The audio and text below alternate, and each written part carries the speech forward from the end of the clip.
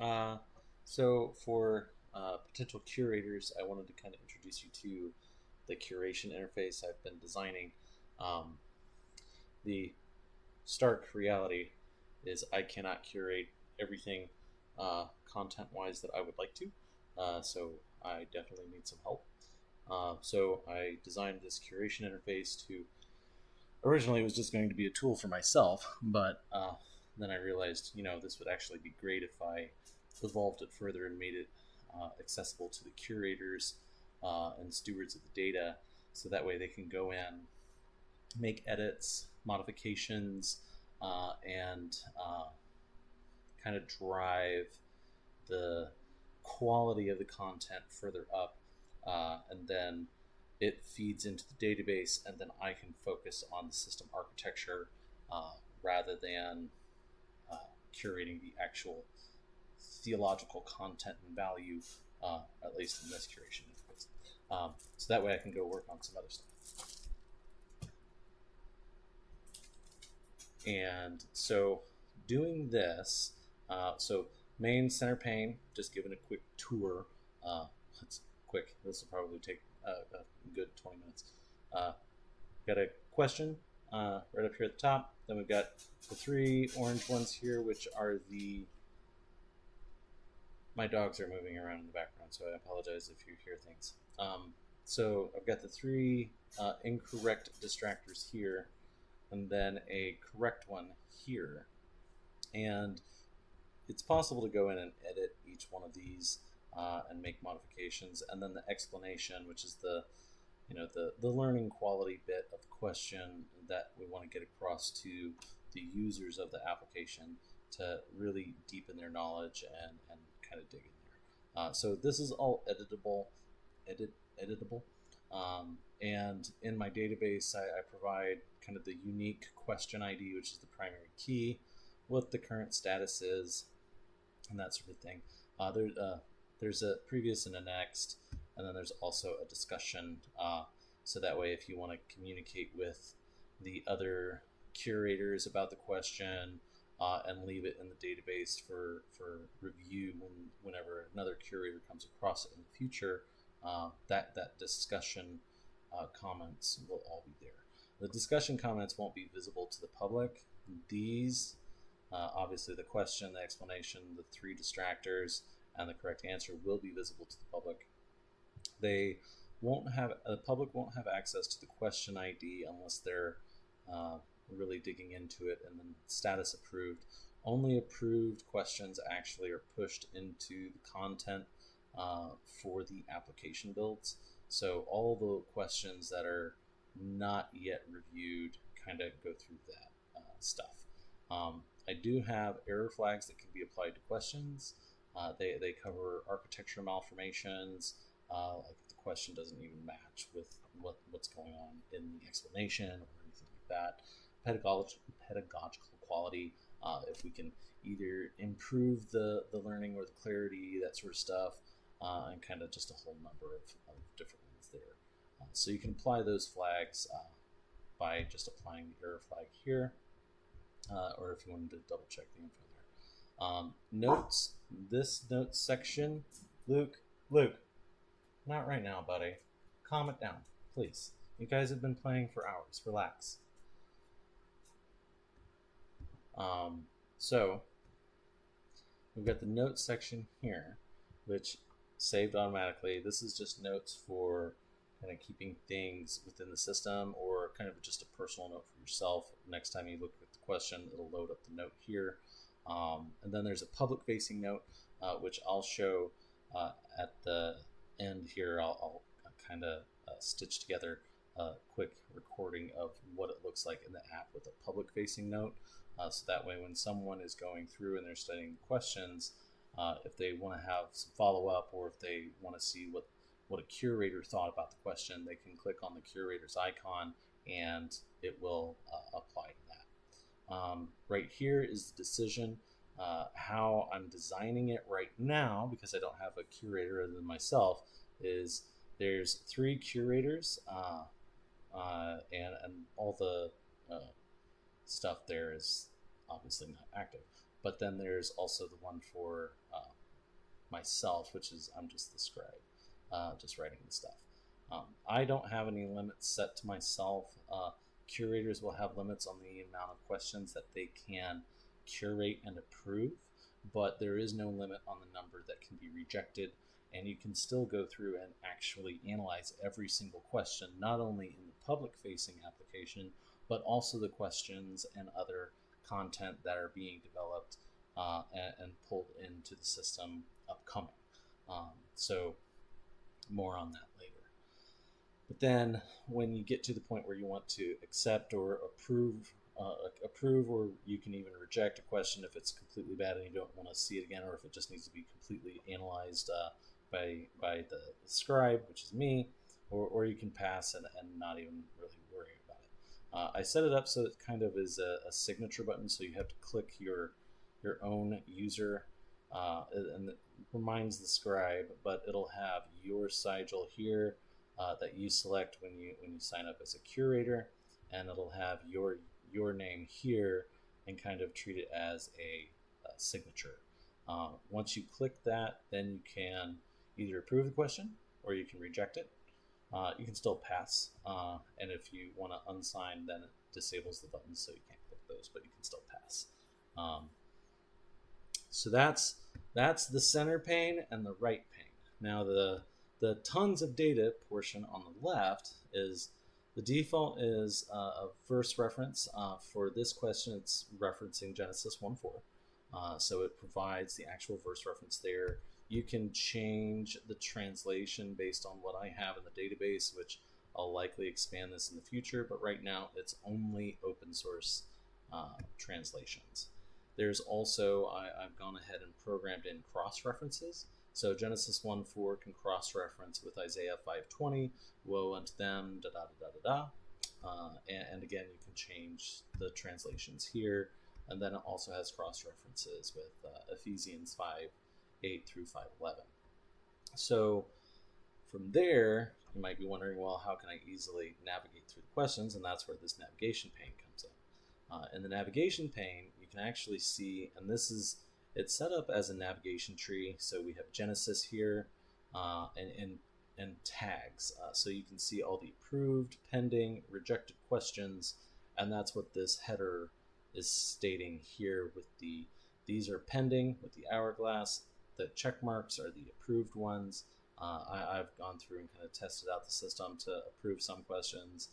The X is rejected, and you can see I've rejected quite a few questions that I didn't really like or would like to modify to improve it before they actually get released to the public. And then the Sigma icon is the summation of pending, approved, and rejected. And then if you want to filter, you can obviously just kind of de-click or unselect which ones you're wanting, so that way you can see, oh, all of these questions are still pending. Let's go through and take a look at them. Right now I'm going through and looking at foundations and scripture with chapter 1 for John, and kind of looking at that. And it goes down to the level where you can actually see all the different questions that I have referencing that specific verse. Not all of these necessarily need to be released to the public. They're just variations or different ways the question has been worded. And then other verses like John 1:6 here only has the one, but kind of go through, analyze, see if it's good for publication or pushing to the public or not, and kind of that sort of stuff. And then all of that will just kind of be in there with the approved, rejected, and all that sort of stuff. So all the questions in the database will be visible. Right now, I only have the database seeded with chapter 1 of Genesis and chapter 1 of John. I actually have over 65,000 study questions that I've developed for all 66 books of the Bible, and I suspect that it's only going to increase further. I also have about 25,000 questions in my first rendition that I saved for retroactive analysis and modification, but that's probably more information than I probably should have shared. I don't mean to share the numbers to kind of scare you off. It's just there's a lot of data in theology, and it's thousands of years worth of information. So there's also question versions, which this one, it'll show the different versions of the question, and you'll be able to step back or step forward with how the question has evolved over time. All the changes get saved to the database, and all that sort of thing. There's also a curator feedback where the notes from other curators will be placed here. Obviously, I don't have any other curators, so I can't really test that out quite yet without creating a whole other set of dumb curators. But that's a whole other discussion point. And then also my curations, that sort of thing, which I've got to debug that a little bit more.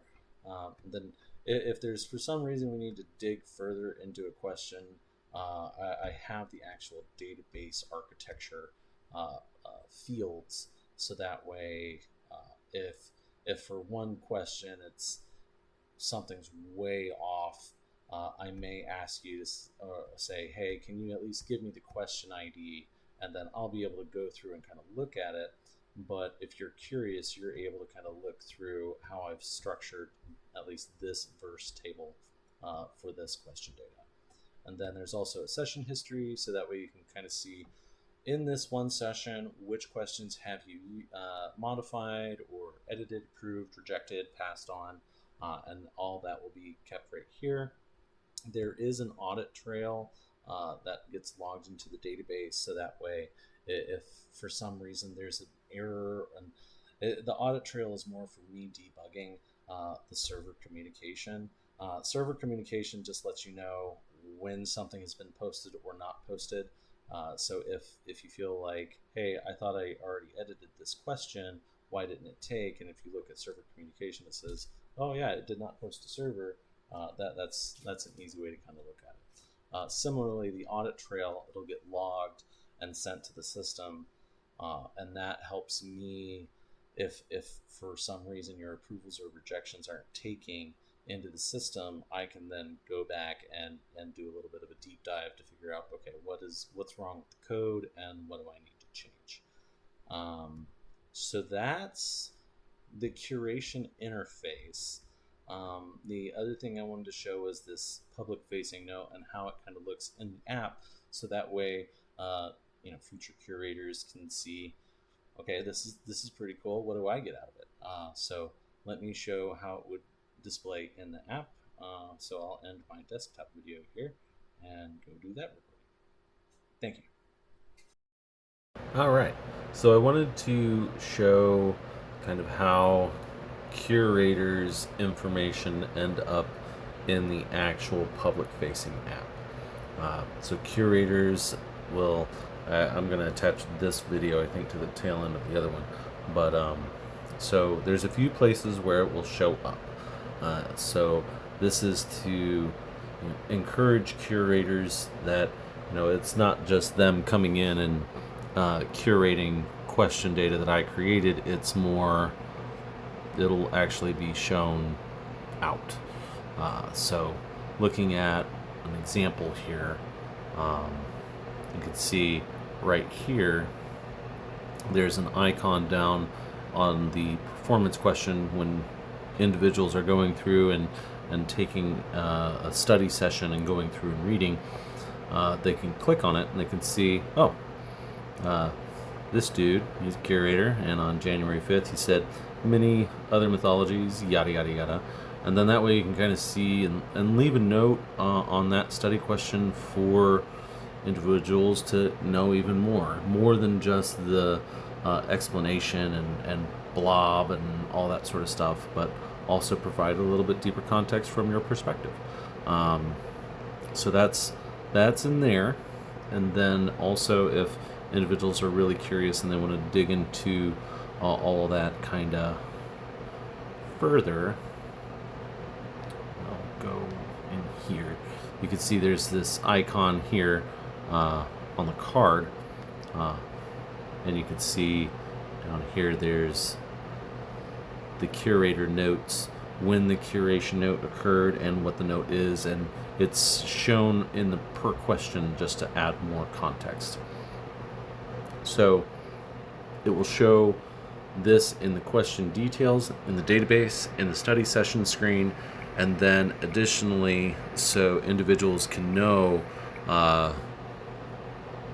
who are the curators. There's a meet the curators with a curator profile and disclosure, and so I put myself in here as kind of a base example, where you can kind of give an overview of yourself, and I'm not going to show a profile of myself, but kind of the sigil I selected and the just a profile image, professional lens and qualifications, public self-attestation, denominational lens and disclosure, commitment to the corpus, as well as external contact links and visibility and reach, and a platform disclaimer. So I'm doing my best to design it so that it's